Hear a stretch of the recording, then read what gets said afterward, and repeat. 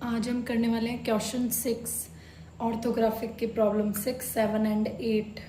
तो क्वेश्चन 6 में हमारे पास डाटा दे रखा है कि हमारे पास एक अपेरेंट डिप है और उसकी एक अपेरेंट स्ट्राइक है और उसकी डिप हमें दे रखी है। तो सबसे पहले हम वो प्लॉट करेंगे। नॉर्थ से 47 डिग्री ईस्ट की तरफ हमें FL1 लेनी है, फिर उससे 30 डिग्री का एंगल बनाना है और ये उसकी डिप है, अपेरेंट डिप है। तो हमें पूछा है क्वेश्चन में कि इस अपेरेंट स्ट्राइक की ट्रू डिप क्या होगी। तो नॉर्मल सी बात है, ये जो भी हमारी स्ट्राइक है उसे सेंटर पॉइंट से आगे की तरफ बढ़ा देना है और डी रख के, इस लाइन के ऊपर डी रख के उसका परपेंडिकुलर ले लेना है और ये एंगल मेजर कर लेना है कि ये कितने डिग्री का आ रहा है। तो वही हमारी ट्रू डिप होगी इस FL1 के लिए। तो हमारा फाइनल आंसर है north 47 degree east / 44 degree toward north 44 degree west. हमारे पास ट्रू डिप की डायरेक्शन आ रही है।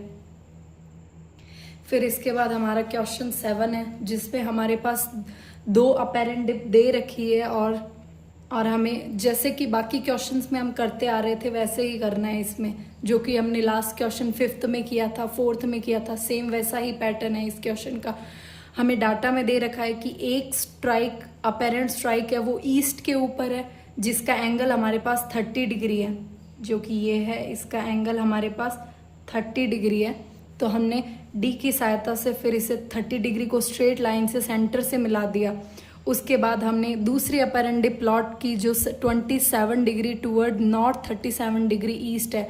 नॉर्थ से 37 डिग्री ईस्ट का पॉइंट लिया, उसे स्ट्रेट लाइन से सेंटर से मिला दिया और उससे 27 डिग्री का एंगल लिया और उसे लाइन से मिला दिया। अब इन दोनों पे परपेंडिकुलर डालना है, सेम डी डिस्टेंस का परपेंडिकुलर हमें दोनों पे डालना है। डी डिस्टेंस का परपेंडिकुलर यहाँ और डी डिस्टेंस का परपेंडिकुलर इससे उसकी डिप के ऊपर।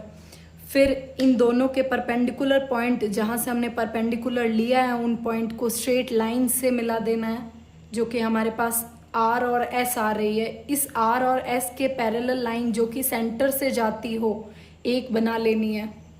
ये सेंटर से जाती हुई लाइन बना दी। अब ये हमें एक्चुअल स्ट्राइक मिली है। अब इस स्ट्राइक के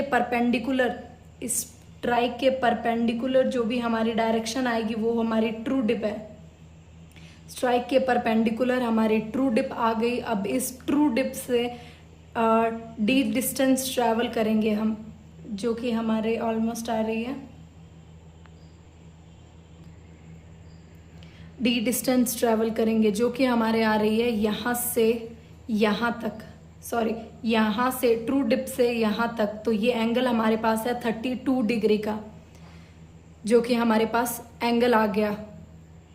तो हमारे पास स्ट्राइक लाइन आ गई और उसकी ट्रू डिप आ गई और डिप एंगल भी आ गया। तो जो फाइनल आंसर है वो है नॉर्थ 19 डिग्री टूवर्ड वेस्ट हमारी स्ट्राइक है। नॉर्थ से 19 डिग्री टूवर्ड वेस्ट हमारी स्ट्राइक आई है और 32 degree toward north east, 32 degree का एंगल टूवर्ड नॉर्थ और ईस्ट हमारे पास उसकी डिप आई है। तो क्वेश्चन 7 इतना ही था। नॉर्मल जो क्वेश्चन हमने पहले किए थे वैसे ही करना है। फिर क्वेश्चन 8 है जो कि थोड़ा अलग है। इसमें हमें एक वेन का डाटा दे रखा है और दूसरा स्ट्राइक का डाटा दे रखा है और इन दोनों के इंटरसेक्शन से जो भी डाटा आएगा, इंटरसेक्शन पॉइंट आएगा जो कि प्लंज होगा, तो उसका डाटा हमें निकालना है। तो पहले तो हम ये प्लॉट कर लेंगे जो कि बहुत इजी है। तो north 40 degree toward east, north से 40 डिग्री टूवर्ड ईस्ट हमने एक स्ट्राइक ले ली। इस स्ट्राइक को सीधा सेंटर पॉइंट से आगे की तरफ बढ़ाना है। एक ऐसी लाइन बनानी है जो कि सेंटर पॉइंट से सीधा जाए और ये लाइन एकदम स्ट्रेट होनी चाहिए। फिर सेकेंड वन इज नॉर्थ से 30 डिग्री वेस्ट की तरफ, नॉर्थ से 30 डिग्री वेस्ट की तरफ, इसे भी सेम सेंटर से होते हुए सीधा आगे तक बढ़ाना है। फिर इस लाइन पे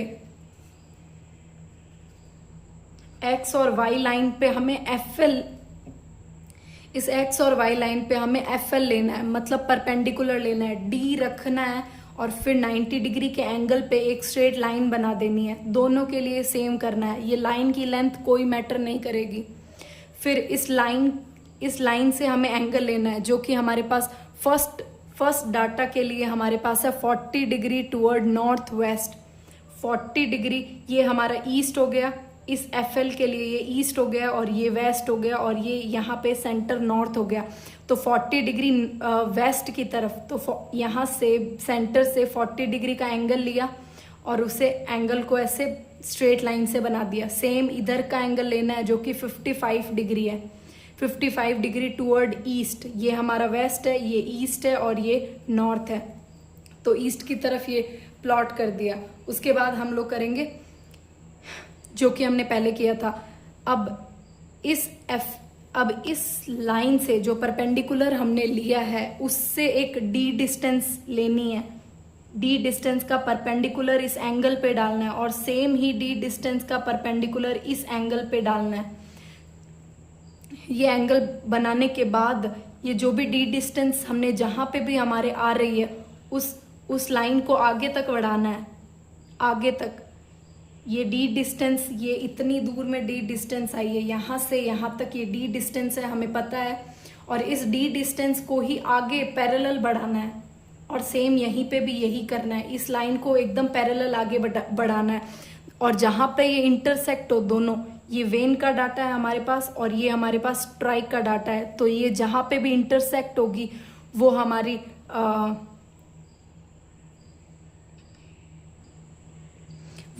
ट्रू डिप होगी। और इस पॉइंट से हमें d डिस्टेंस ट्रेवल करनी है। इस पॉइंट से हमें जहाँ पे भी इंटरसेक्ट हुआ है उसे सेंटर पॉइंट से एक सीधी लाइन से मिला देना है।